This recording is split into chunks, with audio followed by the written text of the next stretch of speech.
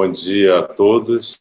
Meu nome é Cláudio Tinoco, sou coordenador da pós-graduação em Ciências Cardiovasculares. Estamos começando essa atividade. A professora Andréa Latigé, nossa pró-reitora de pós-graduação, pesquisa e inovação, ela aceitou esse convite para essa atividade, que é a aula inaugural do segundo semestre letivo das aulas da pós-graduação, um semestre que a gente está entusiasmado com a chegada de novos alunos, mas frente a esse desafio que é a pandemia da Covid-19. Então, a professora Andréa vai trazer as suas palavras para nós e, ao final, a gente vai poder debater, conversar com ela entre nós, o que a gente pode, enquanto universidade, oferecer e pós-graduação à sociedade que tanto precisa de nós nesse momento. Obrigado, Andréa, suas palavras.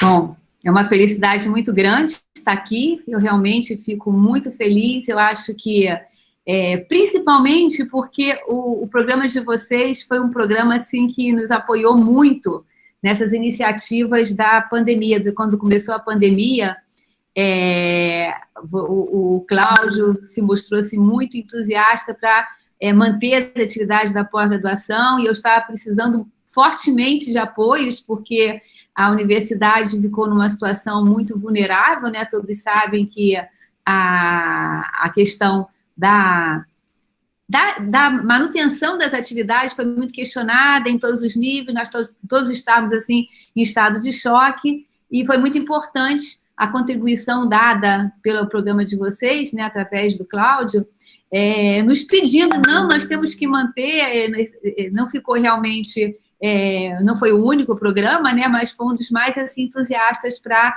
manter as atividades da pós-graduação. Eu estou achando que vocês não estão visualizando as minhas imagens. Estamos sim, estamos sim. Tão engraçado, é eu que não vejo, mas tudo bem. Então, dá para colocar no modo apresentação só, professora. Eu prefiro colocar assim, porque eu vou acompanhando, se vocês tiverem a imagem toda na tela, para mim eu me dou por satisfeita, tá? Dá para ver, assim, praticamente tudo, não dá? Só cortou a beiradinha do slide. Deixa eu colocar aqui, então, um pouquinho... Ah, não, peraí. Então, eu vou tentar, então, colocar no modo apresentação e vamos ver como é que fica, peraí. Ai, meu Deus, eu estou fazendo bobagem, peraí. Eu não estou enxergando. Vai ficar assim mesmo, deixa para lá. Mas olha só, eu prefiro falar, vou mostrar alguns slides, mas na verdade eu prefiro muito mais conversar com vocês do que ficar realmente passando uma série de coisas aqui. Primeira coisa que eu queria falar é o quão eu me sinto pesquisadora. Eu acho que isso aqui é uma coisa muito importante, porque eu estou nessa universidade há 30 anos e às vezes a gente aparece muito assim no papel de gestão. Eu fui coordenadora de pesquisa, fui coordenadora de pós-graduação lá atrás, há muitos anos atrás, quando o Cisne era pró-reitor de pesquisa e pós-graduação, foi minha primeira passada em cargo de gestão na reitoria, e depois tive a oportunidade também de participar era uma coordenadora da Superintendência de Relações Internacionais, depois voltei como coordenadora de pós-graduação e depois acabei ficando como pró-reitora. Mas, acima de tudo, para mim, a minha entrada nessa universidade foi como uma aluna do curso, do programa de pós-graduação em Física. Eu tenho, assim, orgulho de falar que eu fui a primeira aluna a defender tese no programa de pós-graduação em Física, que é bem antigo, é um programa realmente, o doutorado é um dos mais antigos da universidade, muito tradicional, tem nota 6 da CAPES, então ele é um programa muito bem considerado. E nessa passagem, exatamente por eu ter tido alguma participação, que eu fui coordenadora do programa de pós-graduação, foi isso que me fez ser chamada para ser coordenadora de pós-graduação na UF como um todo, eu venho participando durante muitos anos, desde 2000, e eu não gosto nem de falar dos números, porque é melhor ficar apagadinho, que eu participo das avaliações, que eram trienais, né, passaram a ser quadrienais da CAPES, e eu sempre fui muito amante dessa questão da avaliação da CAPES, me envolver com a CAPES, mas, acima de tudo, eu sou uma pesquisadora e amo a ciência, amo fazer pesquisa, então eu me sinto muito à vontade de estar aqui no programa, principalmente falando para os alunos. Então, para quem não conhece, assim, muito da onde eu venho, eu fiz física, né, como eu falei, eu fiz pós-graduação em física, eu trabalho na área de física teórica, eu não sou uma pesquisadora de laboratório, de bancada, eu tenho vários colegas que são pesquisadores experimentais. A minha área valoriza imensamente a área experimental, é uma coisa que o nosso país, pelo menos na física e em algumas outras áreas, tem uma deficiência grande, e se explica essa deficiência grande porque é uma área que requer muito mais recursos do que as áreas teóricas, então nós conseguimos nos desenvolver muito mais na parte teórica do que na parte experimental, inicialmente, e houve um investimento muito grande do governo, há cerca de uns 8 anos atrás, para que a gente formasse tivesse um crescimento na infraestrutura experimental em todas as áreas de conhecimento. Isso fez com que a gente atingisse uma qualidade, uma alta qualidade em vários laboratórios em diferentes áreas. E eu posso falar isso de carteirinha na física, que eu vi isso acontecendo na minha comunidade. Então, nos últimos anos, eu venho trabalhando com materiais que são materiais de grafeno, não sei se vocês já ouviram falar, teve um prêmio Nobel de 2010 que ganhou esse prêmio, ele e um colega, o André e o Dozovolev, ganharam o prêmio pela descoberta, a sintetização do grafeno, porque era um material, a gente está acostumado a falar do lápis, né, que a gente escreve, né, que é o grafite, tem o diamante, que é a pedra do diamante, e tem outras formas alotrópicas do carbono, e uma delas é o grafeno. Então, o grafeno é um material bidimensional, como aparece aqui essas esteirinhas aqui, que são formadas de átomos de carbono, e são bonitos, porque você imagina que essas teias hexagonais, e o meu trabalho, eu faço muita simulação numérica, eu trabalho no computador direto, minha vida é direto no computador, e calculando propriedades físicas desse sistema, transporte elétrico, transporte térmico. E uma das coisas que é muito bacana é que eu faço parte do INCT, o Instituto Nacional de Ciência e Tecnologia de Materiais de Carbono, que é um grupo forte da UFMG, da Federal de Minas Gerais, e existem pesquisadores muito ligados... Como? Ô, Andréia? Oi. Eu queria perguntar, você conhece uma pessoa chamada Emília Goulart? Da UFMG? Ela está pedindo para entrar na sala e agora eu estou reticente, quem não é do... Sim, Cláudio, ela é aluna do programa de Ciências Biomédicas. Então tá bom. Acho que ela já entrou com... Beleza. Desculpa. Não tem problema, não. Mas eu estava mencionando que tem uma interface muito grande, a gente tem pesquisadores nesse NCT que faz essa interface com a biologia, com a medicina, e a gente tem um pesquisador que, na verdade, ele é físico, mas ele trabalha muito com esses materiais de carbono, trabalhando na solidificação de ossos, então ele conta histórias assim muito interessantes para a gente, que ele quebra osso de cachorro, e aí faz uns compostos misturados com esses nanotubos de carbono, que são essas coisas circulares aqui, cilíndricas, que a gente tem aqui, que isso aqui é uma simulação numérica, e aí ele prova que esses compostos híbridos que ele propõe na literatura, né, eles são muito bons para esse tempo que o osso se regenera. Então, tem uma interface aí muito bacana, e eu gosto muito disso, o pessoal da biologia que mostra as experiências com os ratinhos com a gente. Enfim, é uma coisa que eu amo muito, e, infelizmente, o tempo está, assim, super corrido, o trabalho de gestão é complicado, mas é sagrado para mim atender meus alunos, trabalhar na pesquisa, a gente tem que se redobrar, porque é isso que faz sentido, sabe? Então, acho que essa gestão toda essa atividade, seja na pandemia ou fora da pandemia, é em prol dos nossos estudantes, sabe? E a gente tem que lutar muito para a gente oferecer um ensino de qualidade para os nossos estudantes. Então, é por isso que eu agradeço muito ao programa por ter incentivado e deixado essa oportunidade para a gente realmente ter atendido a demanda dos alunos, vir atendendo a demanda dos alunos nesse momento de pandemia. Para quem não conhece muito a UF, principalmente os alunos, né, a UF realmente eu acho que assim, é um estado, sabe? Porque a gente tem polos aí em vários lugares do Rio de Janeiro, a gente tem programas de pós-graduação também fora do Rio de Janeiro, em particular na área médica, a gente tem um curso de odontologia em Nova Friburgo, né? Ele é bem mais recente do que o programa lá aqui de Niterói, mas que a gente tem tentado dar também muito incentivo, tem muitos pesquisadores envolvidos lá para ver se a gente consegue aumentar a nota desses programas.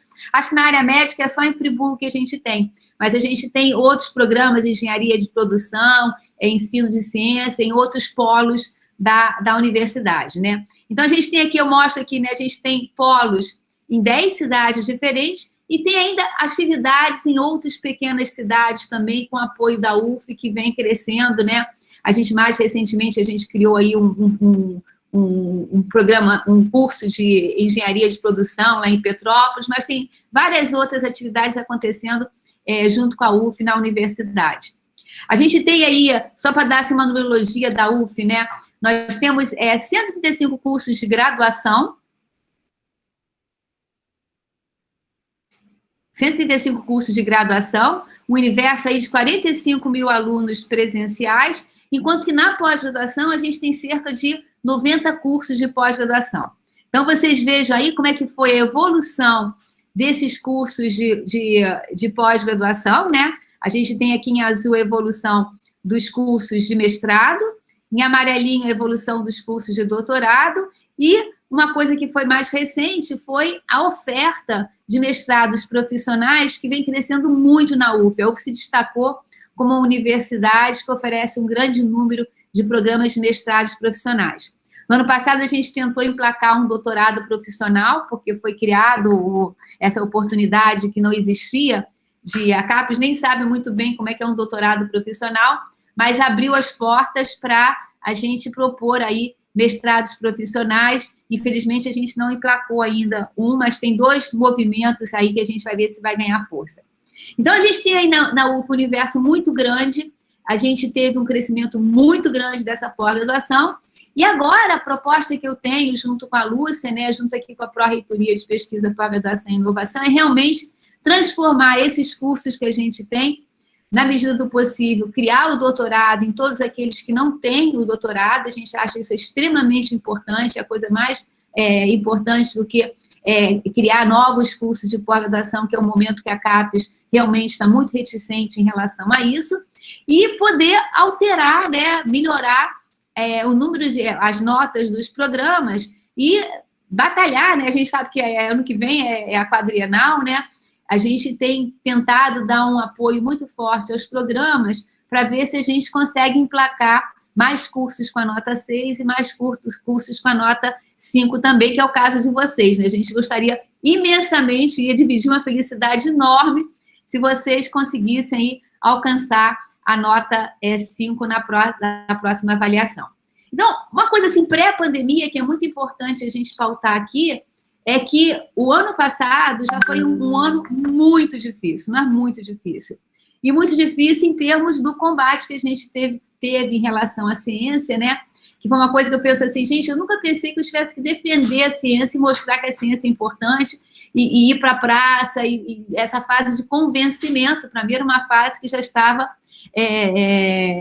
vencida, né? Ao longo dos anos. Mas, enfim, a gente teve que ir para as praças, a gente teve que fazer passeata, a gente teve um ministro muito complicado, muito agressivo, e que realmente ele complicou a situação. Eu acho que, assim, dos danos maiores que esse ministro fez, pelo menos em relação à nossa pós-graduação, né, a pós-graduação nacional, foi um combate muito grande a bolsas, né, que acabou gerando um corte de bolsas enorme no começo desse ano de 2020, e fora toda a dificuldade criada em relação a programas das áreas humanas e programas das áreas de ciências sociais, que estão colocados muito de lado aí e estão muito preocupados com o que possa vir acontecer nesse momento, né? Então, eu aqui destaco que, para mim, foi muito importante ter 2 pessoas que eu tenho muito carinho.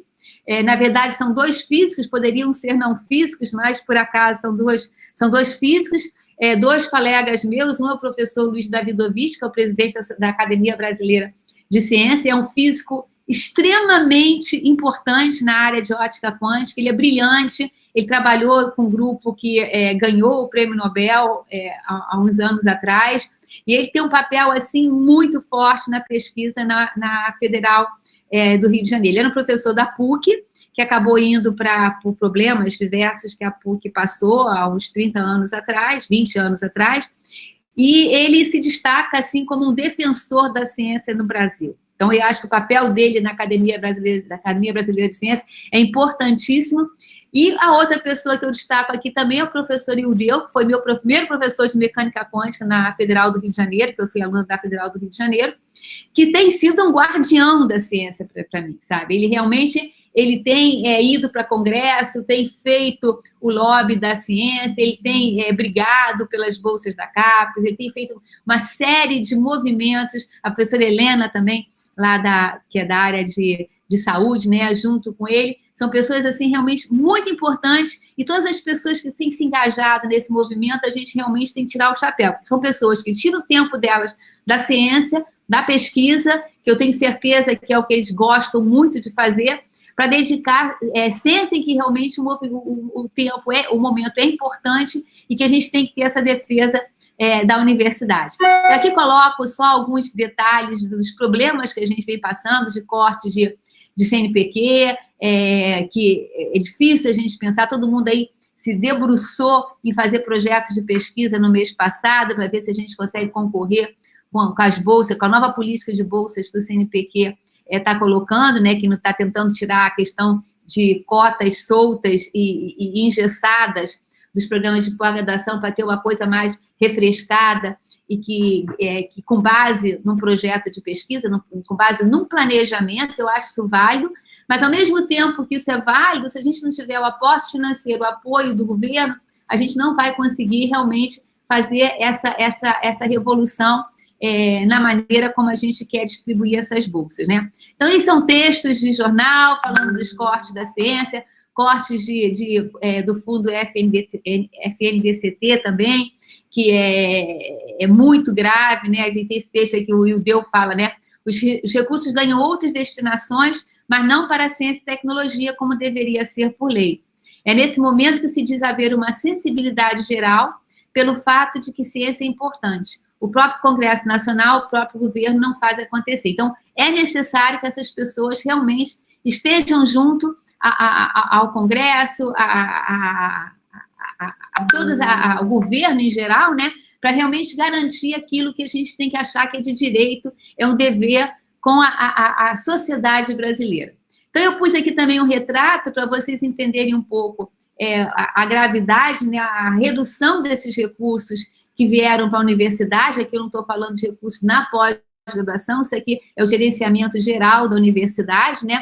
Tudo que tem que ser pago que não seja os nossos salários, mas tudo que a gente tem que pagar de bolsas, de monitoria, de tutoria, de PIBIC, que o governo, que a universidade coloca dinheiro no pagamento de PIBIC, o PNAES, que é um recurso para esses auxílios a alunos carentes, né, que paga também o bandejão, o transporte do nosso BUSUF, toda essa parte de contratos que a gente sabe que a gente, no ano passado, a gente teve que fazer um corte enorme para poder garantir o funcionamento da universidade. Mas vocês vejam que para 2021 esse corte já vai ser ainda maior do orçamento da União, isso aí em termos de custeio, e nem aí eu coloco até esse detalhe aí do capital, né? Porque em recursos de capital nós tivemos uma redução de 30 milhões em 2016 para chegar em 2021, ano que vem, apenas com menos de 5 milhões para investir em material permanente, que sejam obras e equipamentos na universidade, né?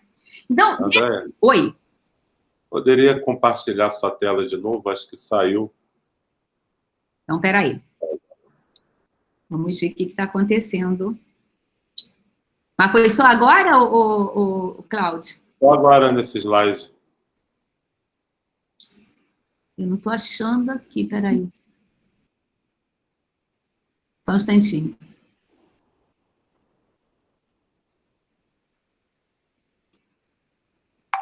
Estão vendo que eu não tenho muita habilidade, né? É porque eu estou com uma tela. O que eu não estou conseguindo fazer? Não sei.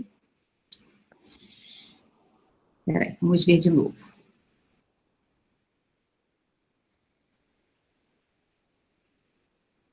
Nada, né? Peraí. Deu certo, deu certo. Ah, deu certo? Que bom. Deu certo. Estamos vendo só a tela. Então tá Só bom. botar. Isso, perfeito, Beleza. obrigado. Beleza. Me avisem, porque a gente fica falando aqui, é uma coisa horrorosa, a gente fala sozinha, tão melhor estar presencial, mas enfim. Então, a pandemia na pós-graduação, que a gente aí marca, é engraçado que eu estou aqui na PROP, gente. Na PROP eu tenho um calendário que a professora Lúcia me deu, lindo, do Miró, e eu, depois de 4 meses, eu vim aqui, agora eu tenho vindo com mais frequência, né? Aí eu cheguei e tinha um calendário parado, marcado lá, dia 18 de março, que foi a última vez que, antes da pandemia, que eu vim aqui. Aquilo me deu uma tristeza, sabe? Mas eu não virei a página, não. Está lá marcadinho, 18 de março, eu quero deixar até a gente voltar a alguma coisa que possa se chamar um pouco de normalidade. Mas, quando começou essa pandemia, eu vou voltar a falar, a gente realmente brigou muito, porque era um momento muito delicado, até porque após a graduação não podia voltar, não tinha a menor condição. Na minha opinião, acho que a gente poderia ter feito a coisa com mais rapidez do que foi feita a volta às aulas da graduação no estilo remoto.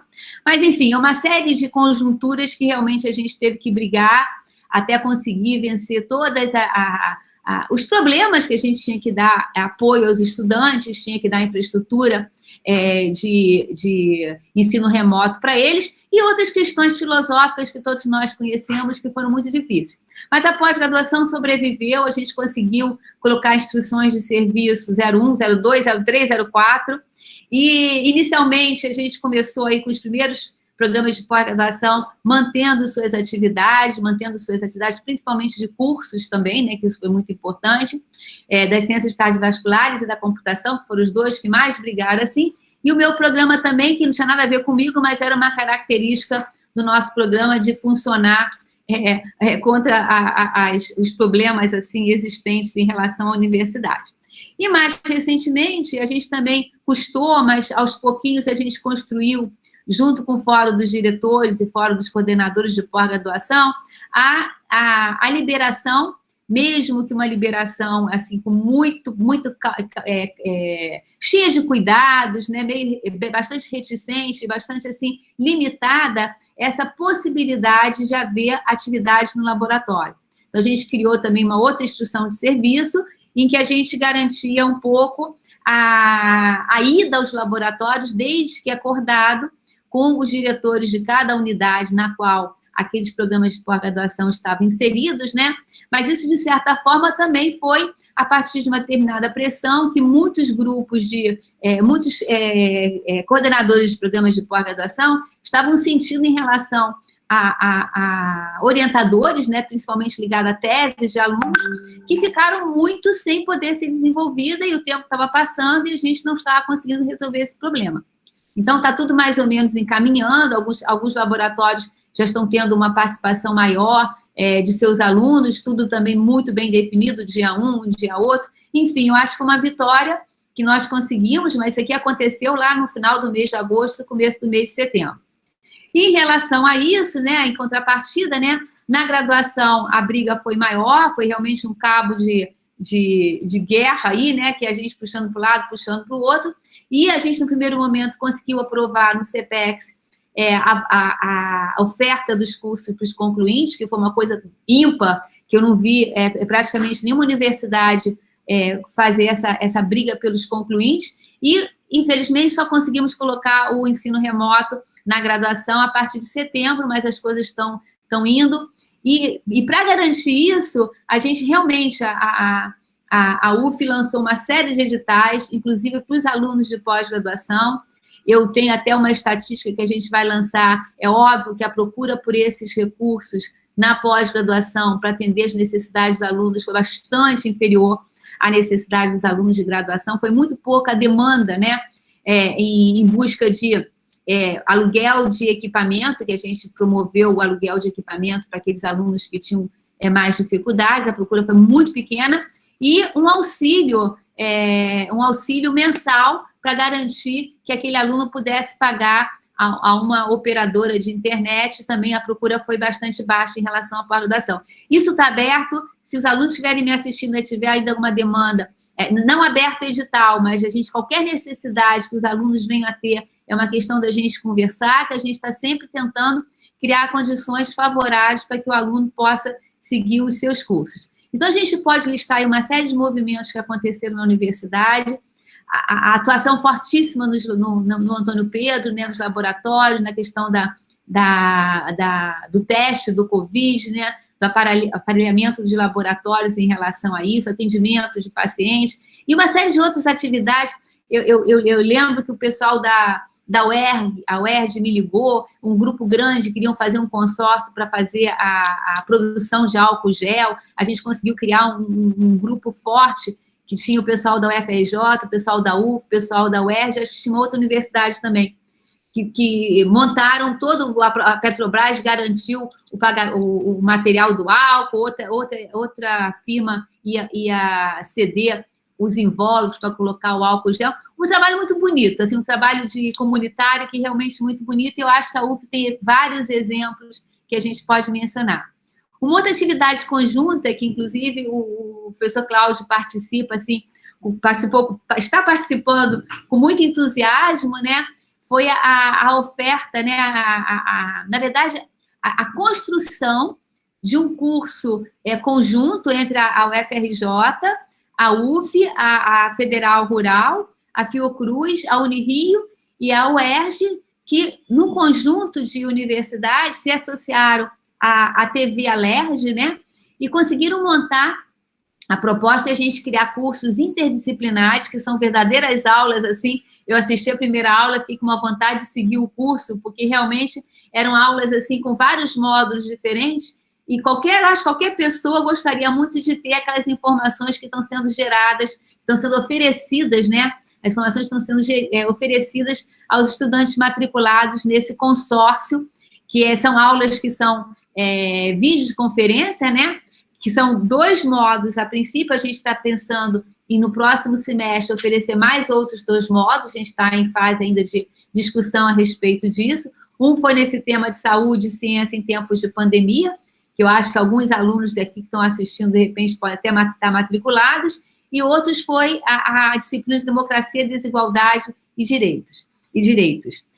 Nós tivemos, a informação que eu tive foi que cerca de 600 alunos acabaram se matriculando nessas aulas online, que passam na TV Alerj, são módulos de 30 minutos, né? E a gente espera poder oferecer isso no semestre seguinte também, acho que a partir de janeiro, fevereiro, não sei, em outros módulos que possam beneficiar e possa até, mesmo não sendo diretamente associada à saúde, possa interessar os alunos do curso das ciências cardiovasculares. Eu queria só pontuar também que a gente, esse momento de dificuldades, né, que fica claro aqui nesse retrato que a gente coloca em termos de orçamento total da CAPES, né, que teve um pico aqui enorme em 2015, e um processo aí de redução de recursos muito grande. Até a oferta do orçamento de bolsas também, a oferta não foi maior junto com o orçamento, mas teve um pico aqui em 2017, né? E a gente vê essa redução enorme aqui de 2019 para 2020. Tem outro gráfico que mostra também isso aqui em formas mais gerais, a questão da bolsas e do total. Aqui é engraçado que a bolsa tem o mesmo pico que o orçamento, e no outro não. Mas são fontes diferentes, mas não importa, que realmente a descida está sendo muito grande. E o quadro da UF é um quadro bastante preocupante, bastante preocupante. Eu peguei até a planilha para ver o programa de vocês e vi que a CAPES fez uma coisa que foi muito ruim, porque, quer dizer, ela colocou ela não disse que houve corte, mas deixou muitas cotas de todos os nossos programas como cotas empréstimo, né?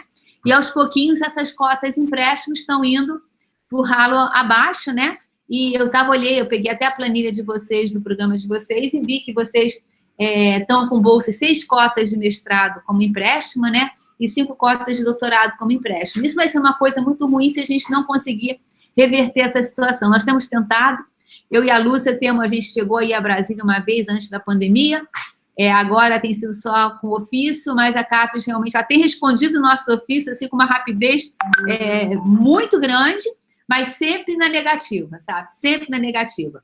No princípio, ela colocou aqueles cursos, lançou editais em termos de bolsas para programas emergenciais ligados à Covid, mas, assim, de uma forma geral, tudo que não tivesse ligação com Covid, não apareceu mais, e nem a do Covid está aparecendo também como outras propostas para esse ano, e o quadro realmente nosso é muito lamentável, e não é restrito a curso 3 e 4. É um quadro, assim, nós temos nossos 9 programas nota 6 e 8 programas nota 6 e um programa nota 7 também tiveram redução de bolsa. A História, que é nosso único programa nota 7, perdeu 11 bolsas de doutorado, está com 11 cotas em empréstimo.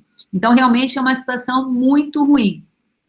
Então, a gente vê aí esse crescimento todo, que a gente para assim, olha, poxa, o Brasil cresceu muito na pós-graduação.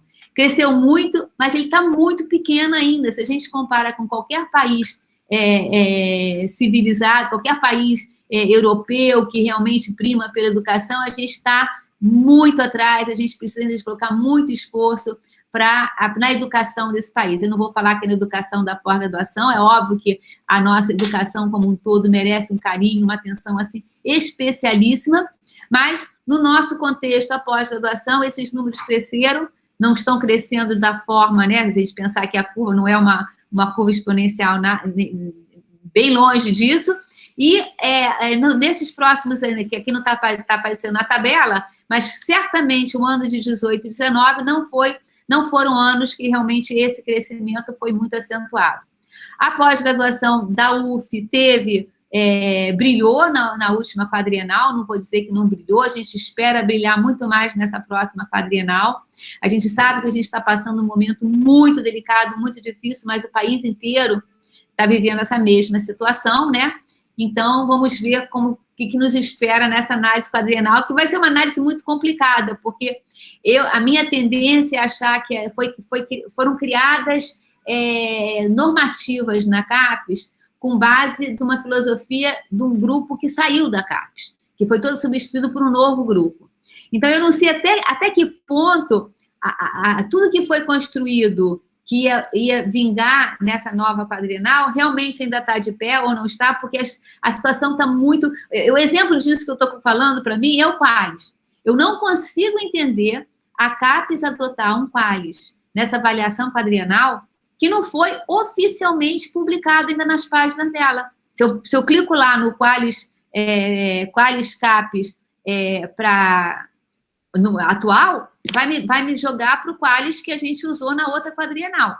Então, eu não sei como que a gente pode colocar um critério que sequer está sendo olhado, está sendo exposto nas páginas da nossa fonte de avaliação, do nosso órgão que vai fazer essa avaliação, que é a CAPES. Então, a gente tem esse quadro aqui da universidade, que, na verdade, essa distribuição de notas dos nossos programas é uma distribuição muito parecida com a média nacional, a gente não foge muito. Gostaria que fosse diferente para cima, mas não é. A gente está mais ou menos nessa média nacional. Mas quando a gente olha para cá, eu adoro esse gráfico nos dá a dimensão da nossa proporção de programas 5, 6 e 7, né? Os 6 e 7 seriam de excelência, e os 5 seriam programas muito bons, né? A gente vê que, em relação ao número de programas que a gente tem aqui, na época que foi feito esse gráfico foi cedido pela CAPES para a gente, nós tínhamos 76 programas de pós-graduação, e aqui está tendo essa bolinha abóbora, mostra isso, né? E a proporção desses cursos 5, 6 e 7. Então, a gente pega aqui universidades mais poderosas, né? E mais ou menos do mesmo tamanho que a gente, que o FMG, a Rio Grande do Sul, a Universidade de Pará, eles têm uma proporção bem superior nessas avaliações do que os nossos programas. Então, isso aqui mostra... Eu adoro falar que a gente está crescendo, que a gente tem tudo para dar mais certo ainda do que deu, mas a gente tem que olhar o nosso retrato na conjuntura nacional e entender que tem muita coisa para ser feita, e a gente tem que fazer. Outro retrato disso é que eu coloco isso, porque isso também pontua na avaliação da CAPES, é a nossa distribuição de bolsistas PQ do CNPq, que eu não gosto de dar tanta importância a isso, mas isso é mais um parâmetro que mostra a nossa deficiência. Nós, de 2018 a 2020, nós fizemos uma evolução pequena do número de bolsistas PQ, e o que é pior, o nosso quadro de bolsistas nível 1 é muito pequeno comparado com outras universidades. E aqui a numerologia é uma coisa que é muito gritante, né? Se a gente se compara com a FRJ, que é uma universidade tradicional, mas eu acho que a gente tem que se comparar com o que é muito bom mesmo, a gente não tem que buscar números para mostrar para baixo, a gente tem que se comparar com números para a gente tentar ter desafios a serem vencidos, né? Então, a gente vê aqui que o universo de 300 bolsistas PQ, a Federal do Rio de Janeiro tem um universo de quase 3 vezes mais do que esse número de bolsistas, né? E o que eu acho, assim, que é mais, assim, que a gente tem que trabalhar mais nisso, é que o percentual de bolsistas PQ em relação ao número de docentes da nossa universidade, ele não chega a 10%. Então, isso é uma coisa que realmente dificulta nossos programas chegarem a níveis de excelência, porque é um outro patamar para chegar a esse nível de excelência e que essas coisas da visibilidade dos pesquisadores envolvidos pesa muito. Então, a gente está sempre se perguntando, né, a gente lá como coordenação de pós-graduação e de pesquisa, a gente tem que estar sempre ao lado dos nossos programas, tentando entender esses programas, o que está acontecendo, como é que nós podemos ajudar. Então, como melhorar, como crescer, como transformar os nossos programas como polos atrativos de estudantes em todas as áreas, como que a gente pode investir mais ou menos em determinadas atividades de pesquisa para tentar puxar para cima todos esses programas, né? Então, ao longo desse último ano e meio aí, com a Lúcia e com o Walter, a gente tem tentado fazer. Com o Walter, ele não participou dessas reuniões, mas eu e a Lúcia já fizemos mais de 50 reuniões em programas de pós-graduação, tentando olhar com carinho, assim, qual é a dificuldade de cada um, discutir sobre metas, sobre desafios, como é que a própria pode ajudar, na questão do credenciamento, que é uma coisa muito importante. É muito legal quando eu acho que o credenciamento é uma coisa muito delicada. Eu acho que a gente não pode fazer credenciamentos tão rígidos que a gente não deixa as pessoas quererem participar da pós-graduação. Acho que é muito importante a gente criar um polo atrativo para os nossos docentes quererem fazer parte da pós-graduação, terem orgulho de fazer parte da pós-graduação. Mas a gente tem que também definir esses critérios para as pessoas tentarem chegar naqueles critérios para realmente estar construindo positivamente para os programas. Então, isso é uma coisa assim, aonde você vai fazer essa dosagem depende muito de cada programa, depende muito de cada grupo, depende muito de cada nota de programa, é uma coisa que a gente realmente tem que avaliar caso a caso. Então, a gente tem tentado discutir autoavaliação, publicação, a importância de publicar em revistas de visibilidade, não estou falando aqui, se tem parâmetro de impacto, não sei o que, mas revistas que realmente sejam importantes na área, revistas internacionais, né? Porque essa visibilidade do programa, a visibilidade da pesquisa da UF é uma coisa que tem pesado, a falta de visibilidade da pesquisa na UF, desenvolvida na UF, tem pesado muito nessas avaliações internacionais que ranqueiam a universidade. A gente vai bem na questão dos cursos, até das notas dos cursos, saiu agora o resultado do ENAD aí, a gente está super vitorioso, conseguiu nota 5 em muitos programas, nota 4 em muitos programas, mas como a gente é citado em relação à pesquisa, ainda é muito pequeno comparado com o que a gente precisa. Então, a gente realmente precisa trabalhar junto com os programas, precisa colocar pesquisadores, eu coloco aqui uma coisa que eu acho muito importante, é ter nossos pesquisadores como representantes de Sociedade Brasileira de Química, de Física, de Odontologia, é muito importante, porque isso traz visibilidade para a nossa universidade. E a gente, na medida que a gente se coloca nessas posições, a gente consegue dizer, vocês não acham legal um pesquisador tal dar uma palestra? E a gente faz a divulgação da pesquisa, da ciência que está sendo realizada dentro da nossa universidade. Então, é óbvio que tem muitos movimentos que a gente daria num tempo normal, nós não estamos vivendo em tempos normais, mas eu estou vendo que muitos programas aproveitando esta oportunidade para convidar colaboradores, né, estrangeiros para não só assistirem colóquios de vocês, seminários de vocês, que é uma forma de divulgar a pesquisa que está sendo realizada no programa de vocês, mas também convidar esses parceiros para darem palestra para os seus estudantes. Então, isso é muito importante, porque isso cria um ambiente científico, internacional, que é importantíssimo. Hoje a gente vive um mundo que qualquer aluno nosso ele está com o pé fora do Brasil, porque o mundo está todo desta forma, né? Então, criar essa oportunidade, mostrar para eles esse ambiente de pesquisa no exterior, e que pode ser o nosso ambiente de pesquisa também, é extremamente importante. Então, a gente está aqui junto. Eu acho que a PROP tem que se colocar como parceira da pós-graduação o tempo inteiro. Acho que a gente tem que ter um canal muito pertinho, sabe? Eu costumo dizer que a UF, por ter essa característica do niteroense, ser um pouco assim, meio... o cachorro do outro lado da poça, né? Que a gente diz assim, que é o... eu não vou dizer que é patinho feio, porque no patinho feio é muito feio. Mas eu acho que a gente, muitas vezes, é visto como a coisa menor que tem no Rio de Janeiro, porque a gente tem uma universidade muito grande, muito tradicional, que é o UFRJ. Mas a gente tem se destacado, a gente tem pesquisa para se destacar em um monte de área. Então, é muito importante a gente ter ciência disso e poder colocar o nosso estudante como um estudante orgulhoso de pertencer aos nossos programas de pós-graduação. E uma coisa que eu acho muito bacana na UF é que tem uma proximidade muito grande do docente e discente. Em quase todos os programas existe essa parceria muito grande. Então, é esse estudante que a gente tem que convencer cada vez mais de brigar pela UF, de ser cada vez melhor e tornar o seu programa cada vez melhor. Então, a gente está tentando fazer o melhor aí em relação à pós-graduação. A gente tem se colocado à disposição de vocês todos. A gente adora quando surgem ideias.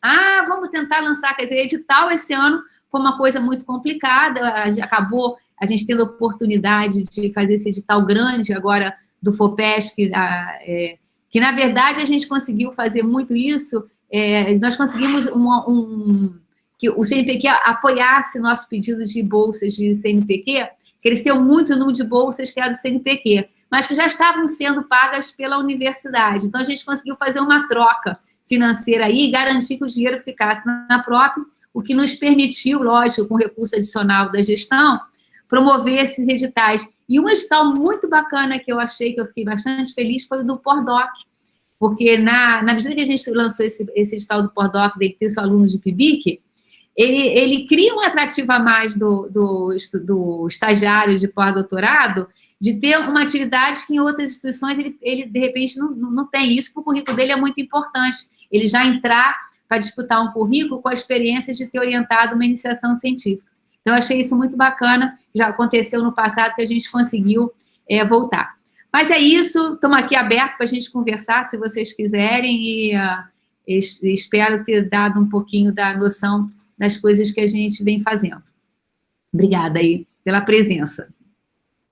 Obrigado, Andréia. Excelente sua apresentação. A gente fica tão feliz de ver a UF seguindo esses rumos aí de crescimento, e a gente tem a expectativa aí muito boa, né, de a união docente-discente produzir mais. Eu vou abrir agora para quem quiser mandar a sua pergunta pelo chat, ou pode abrir e perguntar para a professora Andréia, e lembrar a vocês que essa apresentação vai ser disponibilizada no canal do YouTube da pós-graduação e no site. Alguém quer fazer alguma pergunta, professora Andréia? Pode abrir o microfone, pode mandar também pelo